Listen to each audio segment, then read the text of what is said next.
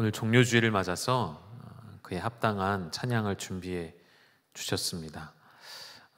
그가 징계를 당하셨고, 그가 찔리셨고, 그가 채찍에 맞으심으로 우리가 나음을 얻게 된 그 시작점, 종료주일이죠. 오늘 이 종료주일을 맞아서 이스라엘 백성들이 예루살렘 성으로 나귀를 타고 들어오시는, 입성하시는 주님을 보고 소리를 질렀습니다. 기쁨의 환성이었죠. 기쁨의 환호성이었죠. 뭐라고 외쳤죠? 호산나, 호산나라고 외쳤습니다. 다윗의 자손이시여, 우리를 구원하소서. 호산나라는 외침 속에 그들의 기대함과 그들의 소망함이 다 담겨진 채로 종려나무 가지를 들고 그분의 오심을 준비하고 환영하였지만, 불과 며칠 지나지 않아 그들은 예수님께 침을 뱉으며 그분을 모욕하며 그분에게 채찍을 더하며 그분에게 수치를 주며 그분을 십자가에 못 박는 그러한 죄악의 죄인 되었습니다. 오늘부터 시작되어지는 가상칠언의 말씀들을 통해 오늘 그리고 내일부터 한 주간 동안에 하나님께서 이 십자가라는 이 나무 형틀, 보잘것없는 잔인한 사형대인 이 십자가에 하나님이 담아 놓으신 그 놀라운 사랑을 깊이 발견하고 깨닫는 귀한 한 주간이 되시기를 주님의 이름으로 축복합니다. 오늘 설교를 이 단어로 시작했으면 좋겠어요. 최고가 아니라, 최선이 아니라 최악으로. 최악입니다. 어떤 상황이 최악일까요?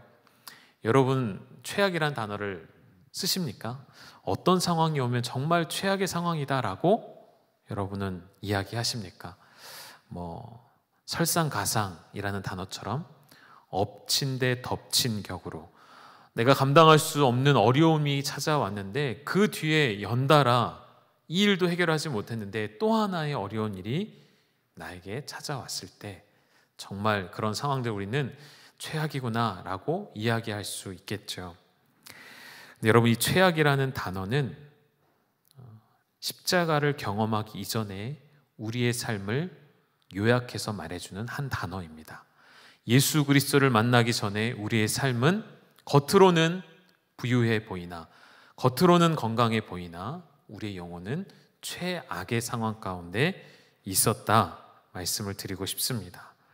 인간은 애초에 처음부터 최악으로 시작했습니다. 하나님이 에덴 동산 안에 모든 것을 만족하게 해주시는 풍성함으로 사람을 지으셨고 그 안에 하나님과의 깊은 교제를 통해 하나님과 영으로 소통하는 존재를 만들어 놓으셨지만, 인간은 그 하나님의 모든 것을 저버리는 배신으로 최악의 죄로 시작하였고, 최악의 죄로 시작된 그 인생은 결국 최악의 죄의 결과인 사망으로 끝맺음 맺게 되었습니다.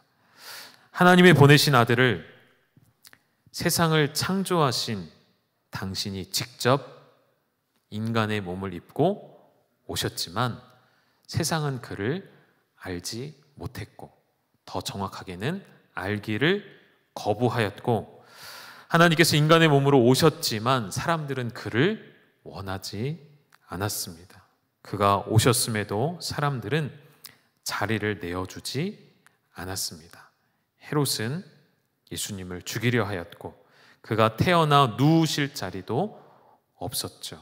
그분이 오셨을 때 방 하나 내어드리지 못했던 우리의 행함이 결국 훗날 예수님께서 사람들의 손에 어떠한 대접을 받게 될 것인가에 대한 전조로 나타났던 사건이 되고 말았죠.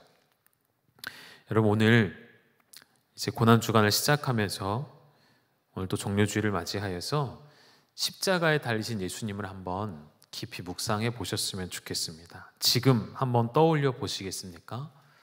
그 뜨거운 태양볕 아래 6시간을 십자가에 매달려 계셨던 예수님의 모습을, 말할 수 없는 고통과 세상에서 감당할 수 없는 가장 치욕적인 사형의 방법인 십자가형이 예수님에게 선고 되었습니다.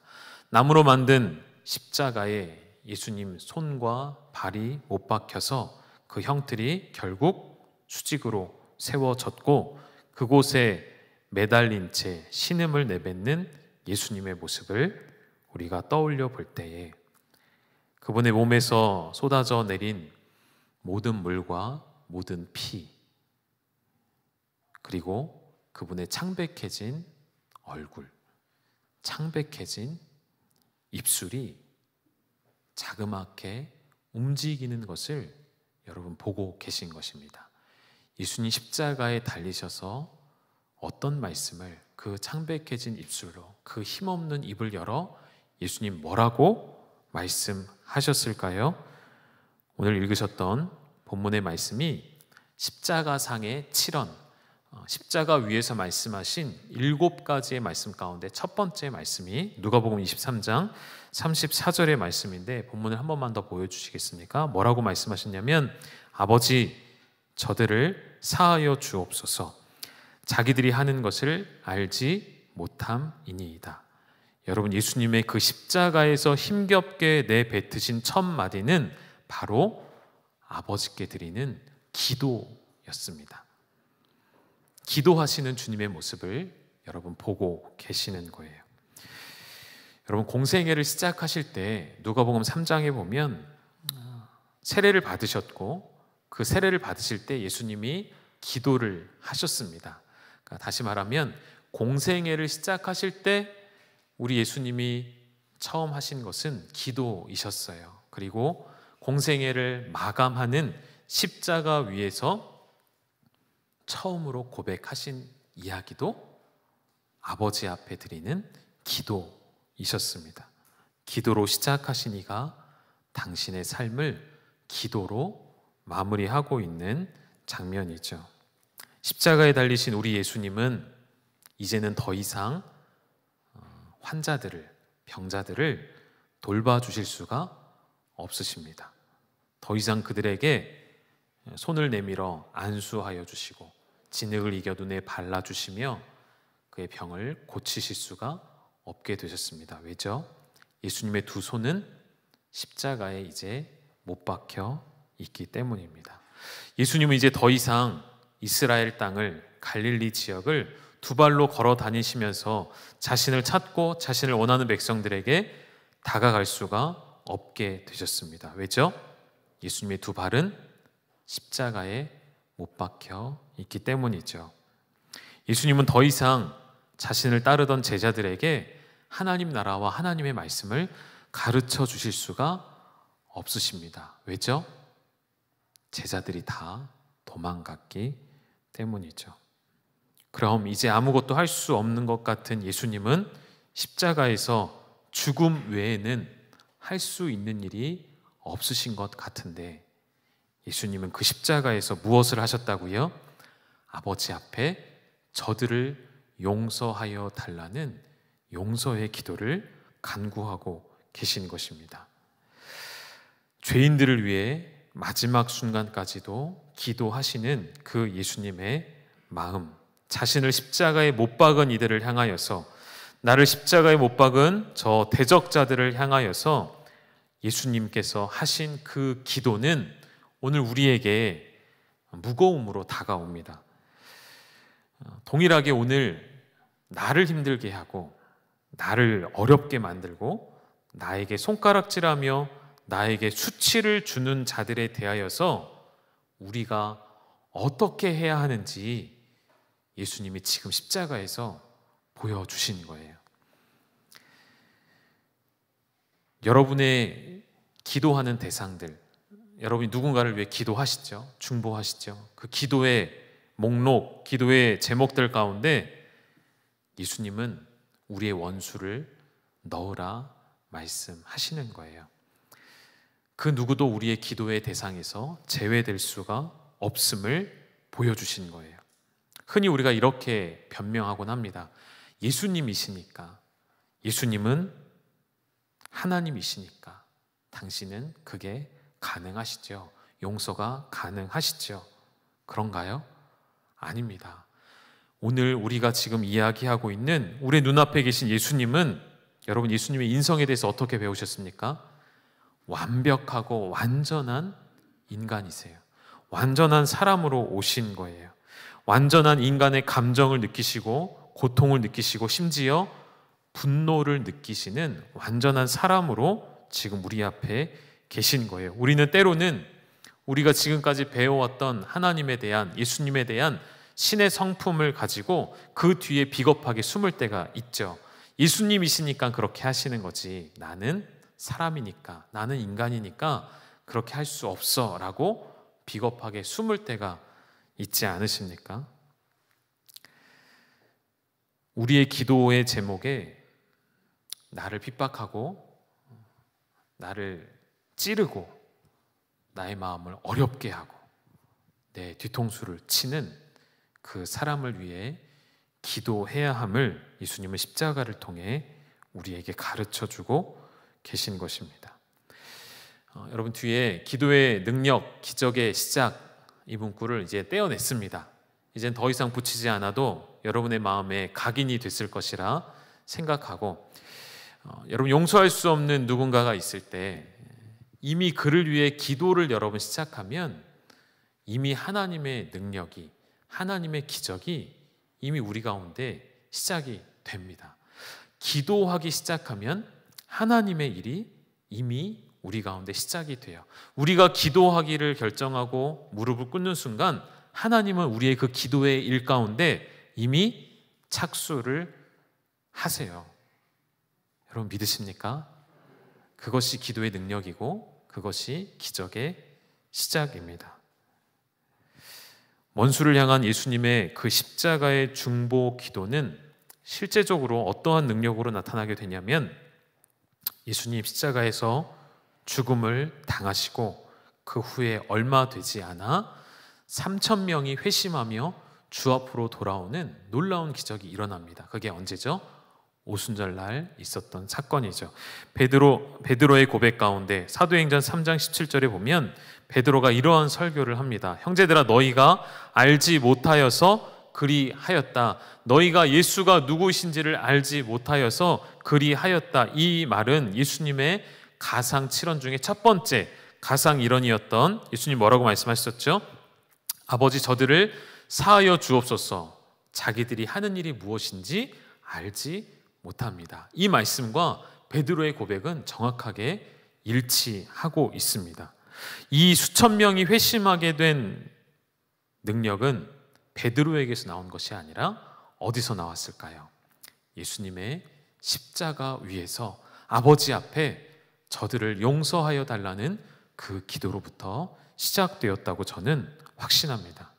여러분, 예수님은 지금도 그 기도를 멈추지 않고 하고 계신 줄로 믿습니다. 예수 그리스도는 우리에게 적용이 되어질 때에 저와 여러분이 그분을 믿기 전에, 저와 여러분이 그분을 만나기 전에, 이미 오래전에, 우리가 알고 있는 것보다 훨씬 더 오래 전부터 주님은 저와 여러분을 위해 기도하고 계셨다는 것이죠.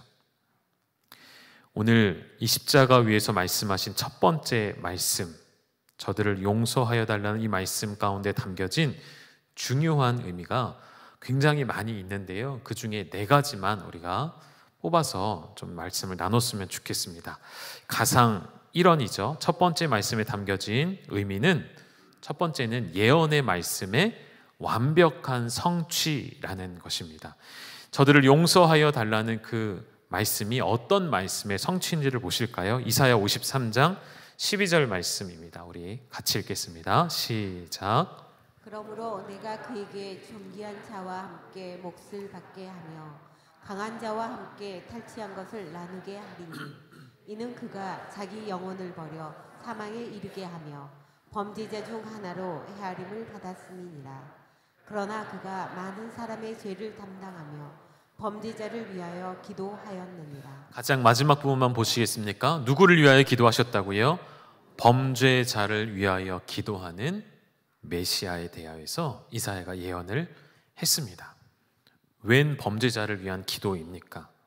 그 기도에 대하여서 주님은 십자가에서의 첫 말씀으로, 첫 마디로서 이 범죄자들을 향한 창조주이시며 구원자이시며 하나님이신 예수 그리스도를 십자가에 못 박는 그 죄가 어떠한 의미를 가졌는지 모른 채 행하고 있는 그 범죄자들을 위해 주님은 기도하셨습니다.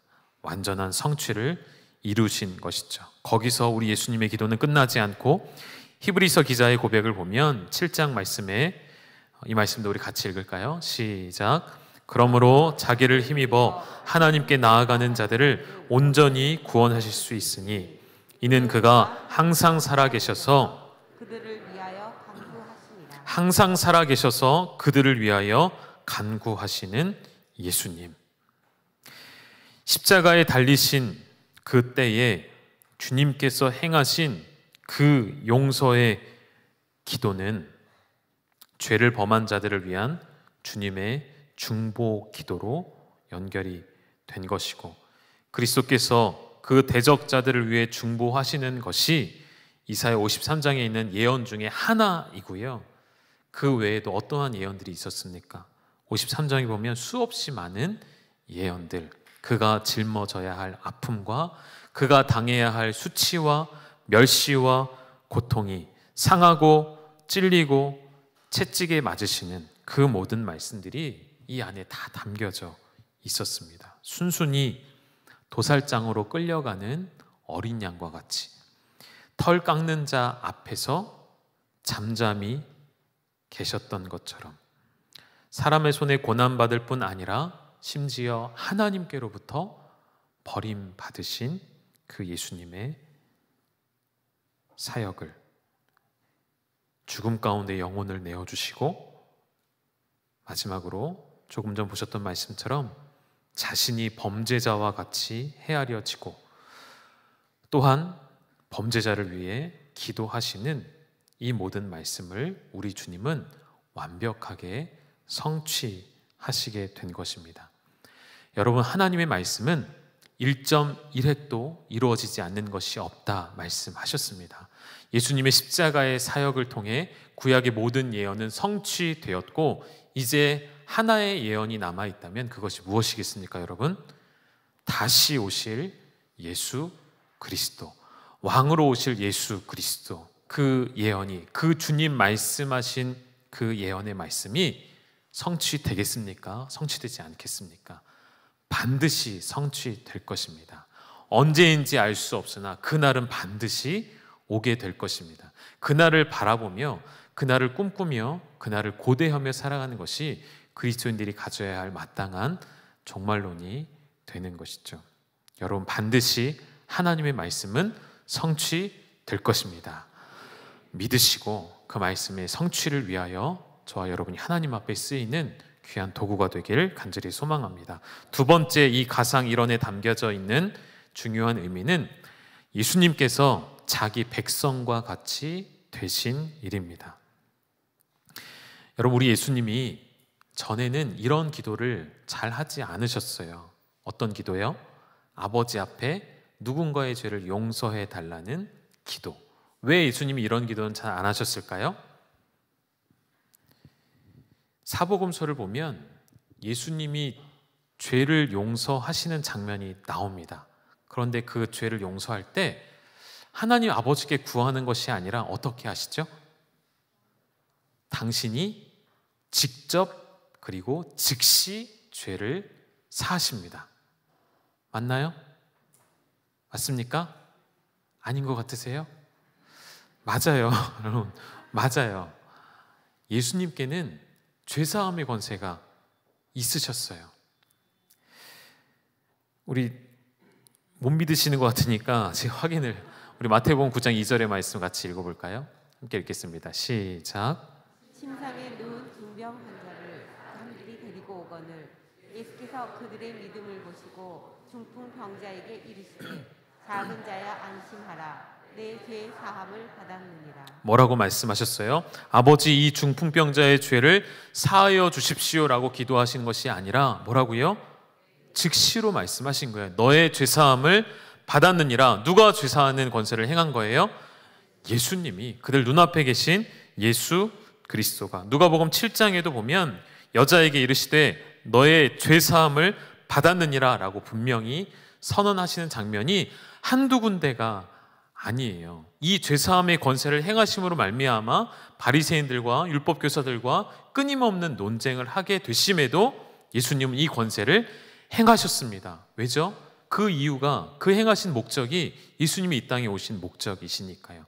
당신의 사랑하는 자녀들을 죄에서 사함받게 하시는 일을 하기 원해서 예수님 오셨기 때문이에요. 그럼 주님께서 그렇게 죄사함의 권세를 직접 실행하며 여기까지 오셨는데 왜 십자가에 달리셔서는, 왜 이제 와서는 자신이 용서하지 않으시고 왜 아버지께 부탁을 하실까요?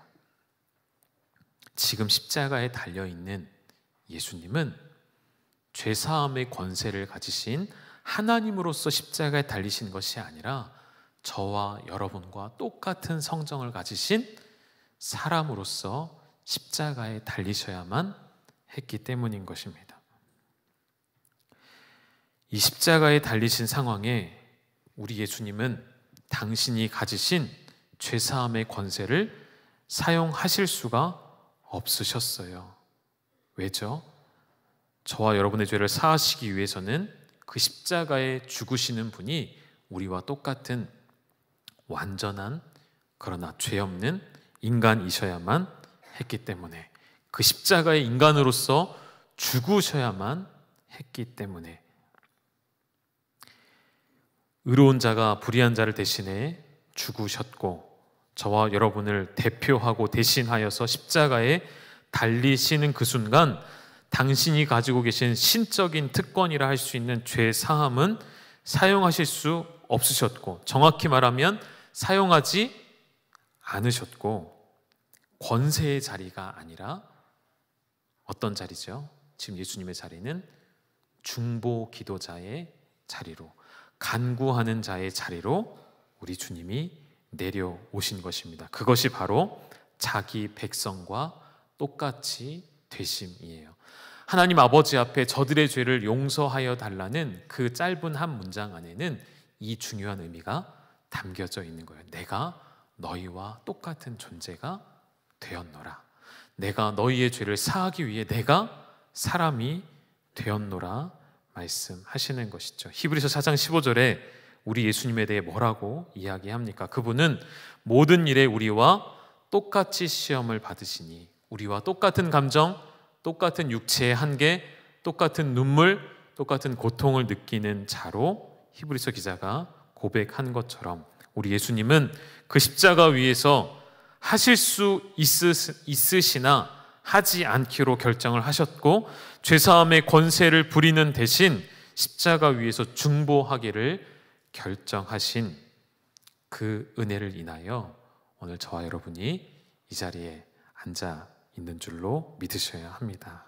세 번째는, 그 가상일언에 담겨진 중요한 세 번째 의미는 그들이 알지 못했다는 것이죠. 무엇을 알지 못했을까요? 예수님이 말씀하신 자기들이 하는 것을 알지 못한다는 고백은 예수님이 십자가에 못 박히셨다는 것을 몰랐다는 것이 아니라 그들이 행하고 있는 죄의 심각성이 얼마나 큰지를 그들은 몰랐던, 무지했다는 말씀입니다. 그들이 못 박은 자가 죄인이 아니라, 신성모독을 한 자가 아니라 바로 영광의 하나님 본체이심을 그들은 알지 못했다는 것이죠.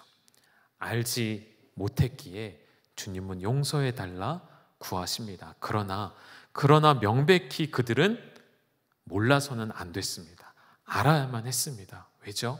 하나님이 그들에게 주신 율법이, 예언의 말씀들이 모두 다 그를 향하여 가리키고 있고 그를 주목하고 있는데, 그들은 말씀을 가까이 하면서도 입으로 중얼중얼 암송을 하고 외우면서도 그 예언의 말씀들이 이분을 향하신 말씀이라는 것을 깨닫지 못했던 것이죠.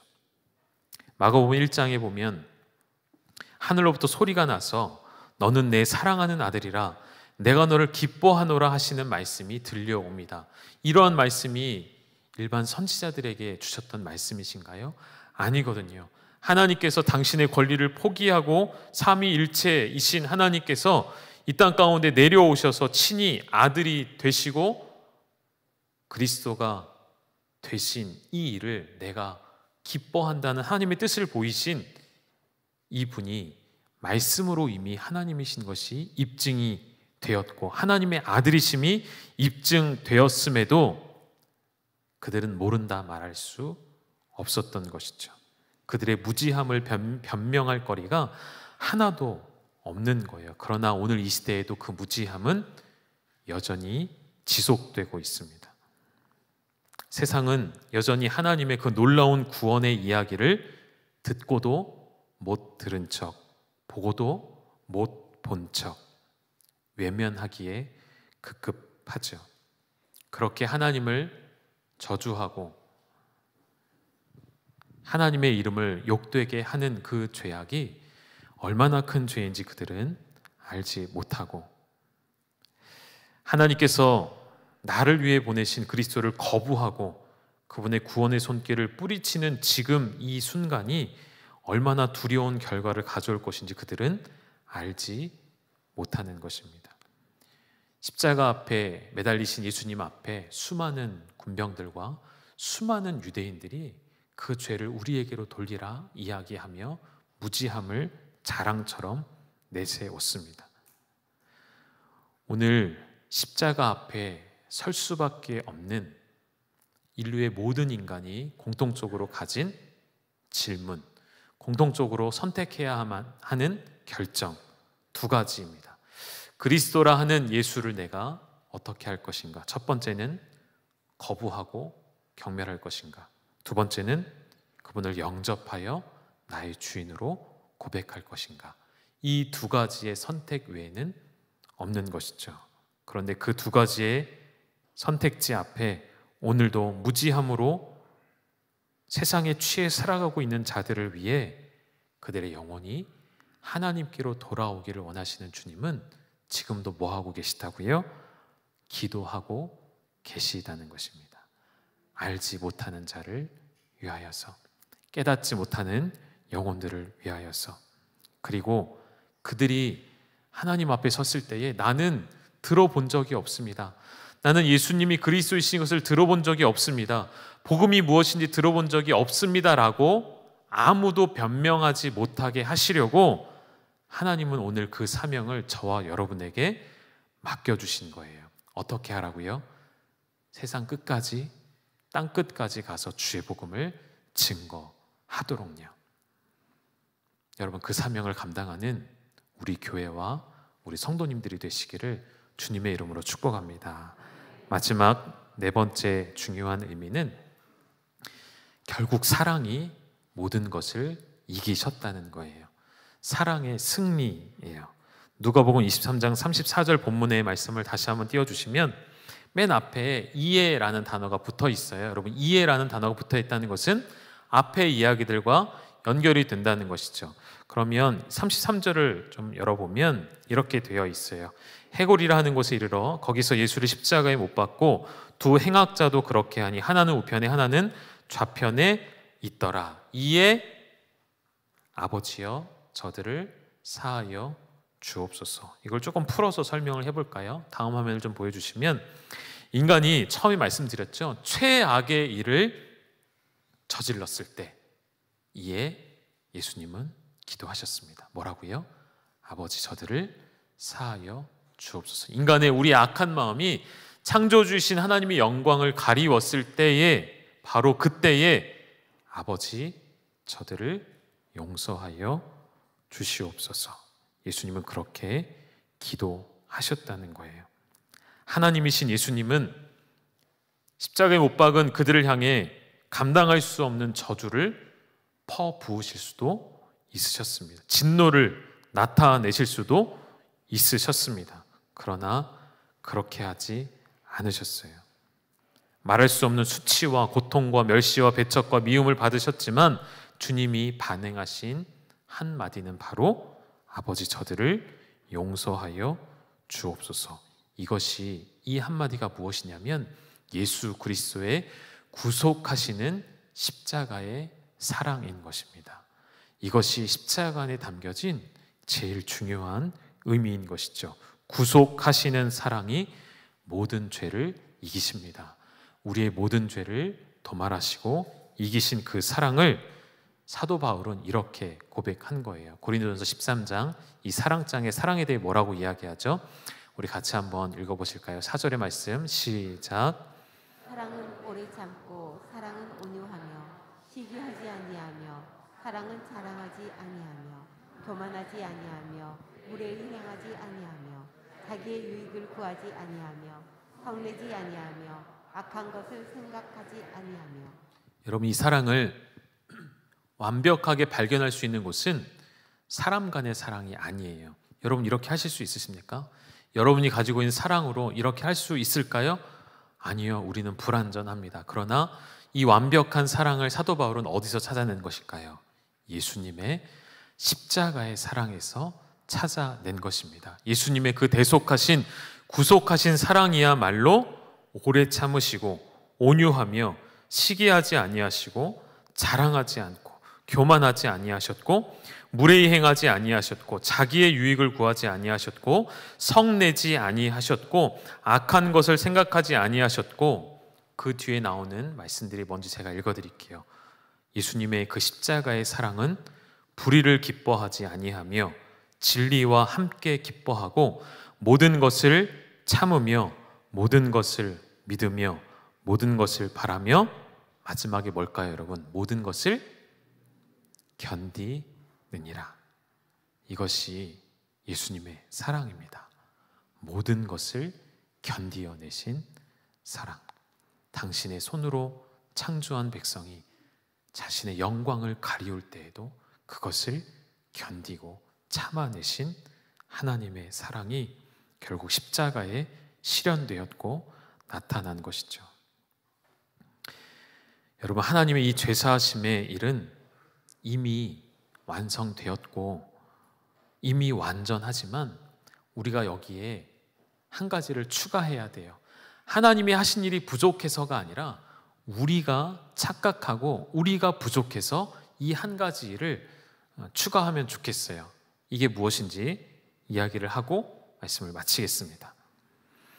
여러분, 이런 고민을 해보지 않으셨습니까? 예수님의 십자가의 죽으심이 내 모든 죄를 용서하셨다는 것을 믿고 또 알고 이해를 하고 받아들였습니다. 그런데 그 십자가의 죽으심과 용서하심의 효력이 그 범위가 언제까지이고 또 어디까지인가에 대한 고민, 이런 말로는 여러분이 고민하지 않으셨겠지만 여러분의 신앙생활을 잘 돌이켜보시면, 여러분의 마음을 돌이켜보시면 이러한 고민이 여러분 안에 있는 것을 확인하게 될 수 있습니다. 여러분이 중생하게 되었고 거듭나게 되었고 예수 그리스도를 믿어 의인된 이후에 여러분 죄를 지으십니까?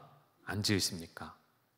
내가 예수 그리스도를 구주로 고백한 이후에 난 단 한 번도 죄를 짓지 않았다 하시는 분 계십니까?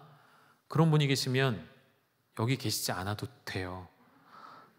여러분이 종교를 만들어서 내가 신이다라고 하셔도 돼요. 우리는 예수 그리스도를 믿어 의로운 자, 거룩한 자의 신분을 입었지만 여전히 또 다른 죄를 짓습니다. 그렇죠? 그런데 그때마다 우리 안에 참소하며 우리의 신앙의 뿌리를 흔드는 그러한 원수의 공격이 찾아오죠. 그게 무엇이죠? 의를 너무나도 강조한 나머지 하나님의 구원의 취소를 이야기하는 거예요. 그것이 우리의 신앙을 흔들게 만드는 거예요. 나의 범죄함으로 인해 하나님이 내게 베푸신 죄 사함의 능력이 사라지지는 않을까?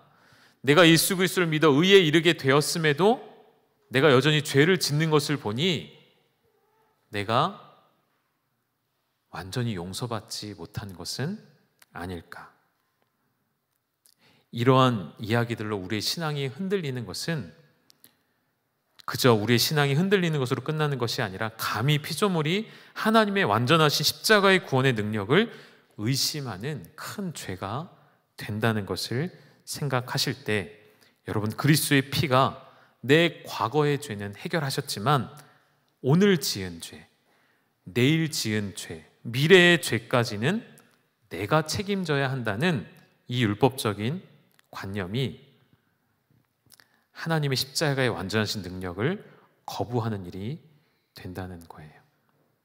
그래서 제가 한 가지를 추가해야 한다는 것, 하나님의 죄사하심은 완성되었고 완전하지만 우리가 연약하기에 우리가 고백해야 할 이 한마디는 무엇이냐면 우리의 모든 죄라는 단어예요. 나의 모든 죄, 이 죄는 과거와 현재와 심지어 미래에 내가 지을 모든 죄까지 십자가 안에는 포함되었음을 믿으셔야 하는 거예요. 앞으로 우리가 어떠한 일에 넘어질지라도, 우리가 앞으로 어떠한 일에 넘어져 정죄함을 받을지라도 그 앞으로 일어날 모든 죄까지 십자가에 다 담당하신 것이 십자가의 완성이라는 것을 여러분 기억하셔야 합니다. 여러분 잘 생각해 보십시오. 예수님이 십자가에 달리셨을 때에는 우리의 시간으로 보면 이미 과거예요. 그러면 예수님의 시간으로 보시면 우리의 존재는 이미 미래이죠. 십자가의 형틀에서 죽으셨을 때에 우리의 죄는 미래의 죄인 거예요. 그런데 그 모든 죄까지도 십자가에서 짊어지신 그 십자가의 능력, 미래의 내 죄를 해결할 수 없는 십자가의 죽으심이라면 그것은 아무런 가치가 없는, 아무런 능력이 없는 십자가이겠죠. 그러나 그렇지 않습니다. 과거와 현재와 미래의 죄까지. 그래서 우리가 영원토록 예수 그리스도를 알지 못하는 자들이 죄에 대하여 책임을 져야 하는 그 책임에서부터 우리를 영원토록 벗어나게 해주신 거예요. 그래서 사도 바울은 이렇게 분명히 선포를 하는 것입니다. 로마서 8장 1절에 이 말씀을 읽고 마칠까요? 같이 읽겠습니다. 시작. 그러므로 이제 그리스도 예수 안에 있는 자에게는 결코 정죄함이 없나니, 그러므로 이제는 언제를 이야기하는, 지금 그리고 앞으로도 영원토록 우리에게는 정죄함이 없습니다. 십자가에 이미 미래의 죄까지 다 그분이 담당하셨기 때문에 여러분 흔들리실 필요가 없다는 거예요. 어찌 정죄함을 받습니까? 여러분 혹시 누군가가 나를 정죄할 때에, 원수가 나를 정죄할 때에 그것은 거짓입니다. 나를 정죄하는 모든 말은 거짓 메시지예요. 하나님의 말씀이 아니에요. 그 모든 정죄로부터, 그 모든 묶임으로부터 이미 우리는 벗어났고 이미 우리는 자유함을 믿으셔야만 합니다. 우리를 묶고 있던 죄의 사슬은 이미 2000년 전에 풀려졌습니다. 오늘 우리의 죄를 유월절 어린 양이 되심으로 말미암아 과거와 현재와 미래의 모든 죄를 사하신 그 주님의 보혈 아래, 그 주님의 십자가 아래, 우리를 십자가에서 용서하신 그분의 사랑 안에 거하시는 오늘 하루, 그리고 이번 고난주간 한 주간이 되시기를 주님의 이름으로 축복합니다. 우리 6월절 어린 양의 피로라는 이 찬양 부르시고 같이 기도하도록 하겠습니다.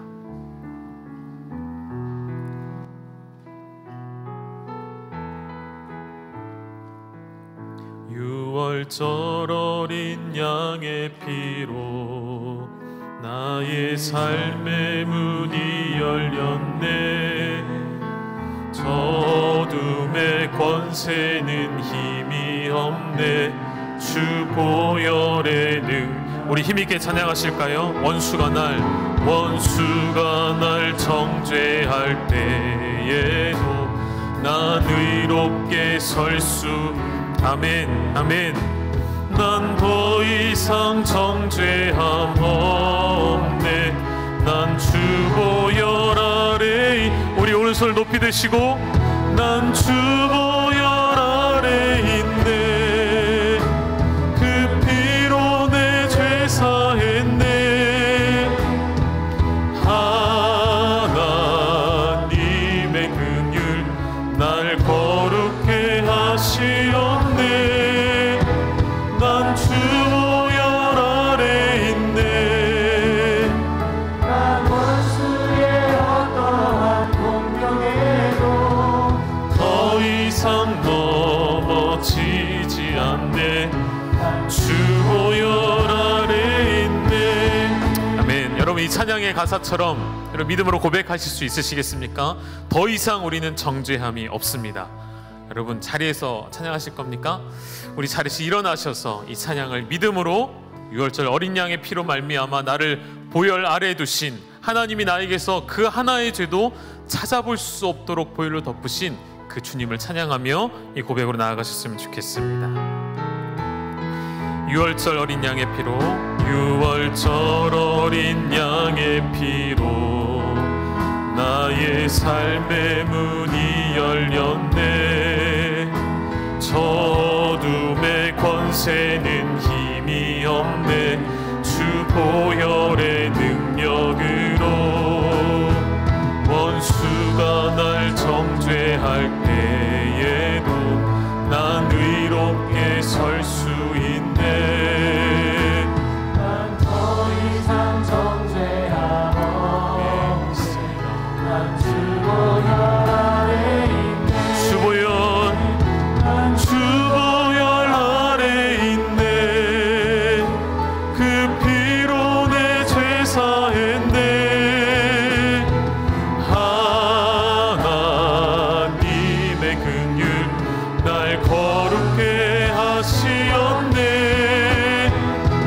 주 보혈 아래 있네.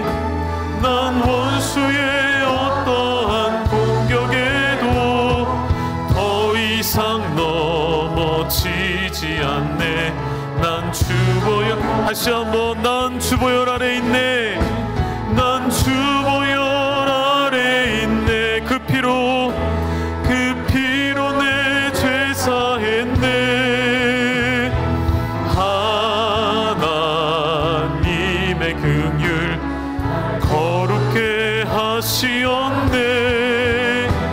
난 주 보혈 아래 있네. 난 원수의 어떠한 공격에도 더 이상 넘어지지 않네. 난 주 보혈. 우리 마지막으로 한 번만 더 고백하시죠. 난 주 보혈. 난 주 보혈 아래 있네. 아멘. 그렇습니다. 주님.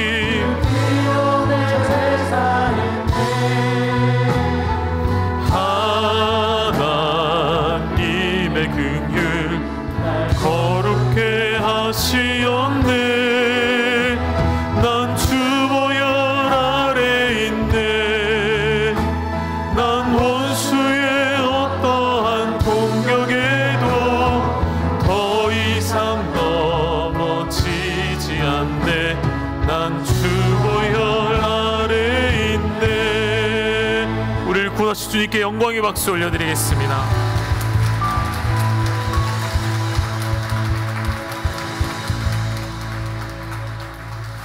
우리 시간 함께 기도하실 때에 여러분, 누가 나를 정죄하고 있습니까? 사탄은 끊임없이, 원수는 끊임없이 내게 도전하며 우리의 믿음이 흔들리도록, 구원은 취소될 수 있음을 우리에게 속삭이고 우리를 넘어뜨리려 합니다. 여전히 우리가 반복되는 죄악 가운데 넘어져 있을 때 우리에게 참소하죠. 너는 그런 존재야 라고 참소하며 우리의 한계를 사탄이 짓고 있습니다. 그러나 여러분, 우리 주님 분명히 십자가에서 말씀하셨습니다. 십자가에 나의 죄로 인해 당신을 못 박은 그 대적을 향하여 우리 주님은 아버지 앞에 간구하셨습니다. 아들로서, 중보자로서 저들을 용서하여 주시옵소서. 하나님 그 기도를 들으시고 이 시간 예수 그리스도의 십자가의 구원의 역사를 믿는 자들을 영원토록 용서하여 주셨습니다. 과거의 죄만이 아니라 현재와 미래에 있는 우리의 모든 연약함과 우리의 모든 죄를 십자가에 친히 담당하여 주신 그 예수님의 보혈의 공로 앞에 우리 이 시간 이렇게 고백하며 나아가시죠. 하나님, 나는 영원토록 주 보혈 아래에 있습니다. 유월절 어린 양의 피로 나의 사망의 문이 이제는 생명의 문으로 열려졌고, 저 어둠에 참수하는 권세는 힘이 없기에 원수가 날 정죄할 때도 난 의인으로 설 수 있습니다. 나에게 영원토록 정죄함이 없습니다. 하나님의 그 보혈을, 당신의 십자가에 흘리신 그 보혈을 의지하는 나의 삶이 되게 하여 주시옵소서. 이런 믿음으로 우리 주여 한번 부르시고 간절히 기도하며 나아가시겠습니다. 주여, 주님 오늘 우리는 주 보혈 아래에 있습니다. 우리는 원수의 어떠한 공격 앞에도 넘어지지 않습니다. 하나님, 원수가 날 정죄할 때에도 우리는 의롭게 설 수 있습니다. 하나님, 나의 과거와 현재와 미래의 모든 죄를 십자가에 담당하신 예수 그리스도의 보혈을 의지하며 나아가오니 아버지 하나님, 믿음으로 서게 하시고 완벽한 예언의 성취를 이루신 십자가의 사건이 내게 효험이 되어서 그 그리스도의 보혈 아래에 우리를 두시고 그 보혈로 말미암아 하나님께서 우리에게 죄를 찾으실 수 없다 말씀하신 것처럼 우리를 덮어 주시옵소서. 주의 보혈로 우리를 덮어 주시옵소서.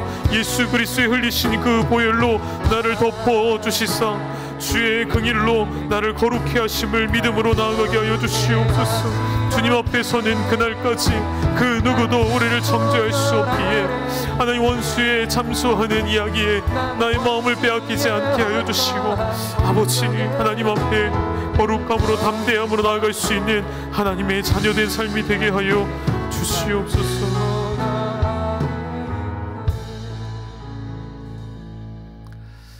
제가 기도하고 우리 권순희 목사님 축도해 주시겠습니다.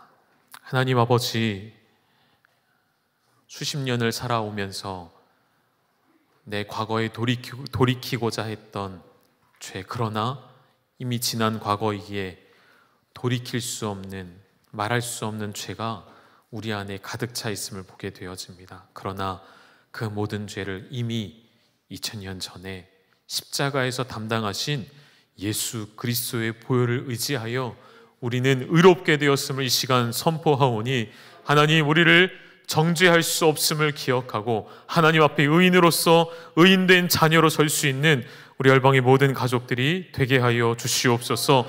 과거의 죄만이 아니라 현재의 죄, 오늘 나의 죄, 오늘 나의 연약함, 미래에도 짓게 되어질 나의 연약함, 주님 그 모든 것을 아시고 이미 십자가에서 나의 모든 죄를 정결케 하신 하나님의 권세, 예수 그리스도의 피 흘리심 아래 우리를 덮어주시고 날마다 주 보혈 아래 살아가는 하나님의 거룩한 백성이 다 되게 하여 주시옵소서. 그렇게 우리에게 행하실 주님께 모든 감사와 영광을 올려드립니다.